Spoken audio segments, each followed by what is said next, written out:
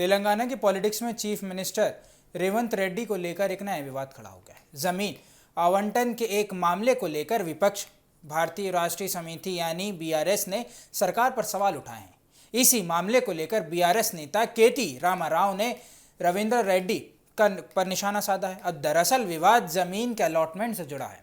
BRS का आरोप है कि तेलंगाना सरकार के फैसलों में नियमों को लेकर सवाल खड़े हो रहे हैं। वहीं विपक्ष लगातार सरकार से इस मामले के जवाब मांग रहा है। केटी रामाराव यानी केटीआर ने रविनाथ रेड्डी सरकार पर हमला बोलते हुए कहा है कि सरकार को जमीन से जुड़े मामलों में पूरी ट्रांसपेरेंसी रखनी चाहिए। उनका आरोप है कि सरकार के फैसलों से आम लोगों के बीच भी कई सवाल खड़े हो रहे हैं। वहीं रेवंत रेड्डी सरकार की तरफ से विपक्ष के आरोपों को लेकर अपना पक्ष रखा जा रहा है।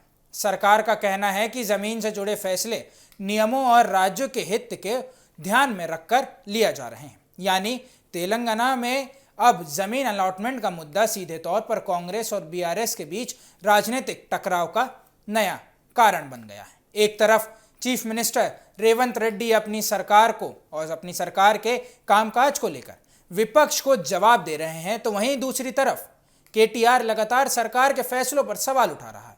यह विवाद ऐसे समय में सामने आया है जब तेलंगाना में कांग्रेस सरकार और बीआरएस के बीच पहले से ही कई मुद्दों को लेकर टकराव चल रहा है।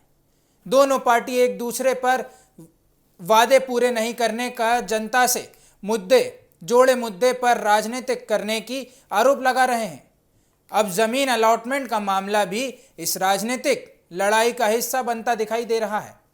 खास बात यही है कि आने वाले समय में तेलंगाना असेंबली में भी इस तरह के मुद्दे पर सरकार और विपक्ष के बीच टकराव बढ़ सकता है। बीआरएस जहां रेवंत रेड्डी सरकार को घेरने की कोशिश कर रही है, वहीं कांग्रेस सरकार अपने फैसलों का बचाव कर रही है।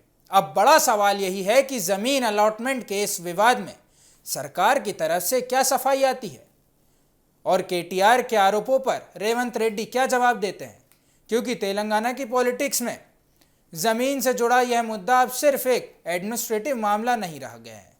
यह कांग्रेस और बीआरएस के बीच बढ़ती सियासी लड़ाई का एक नया मुद्दा बनता जा रहा है।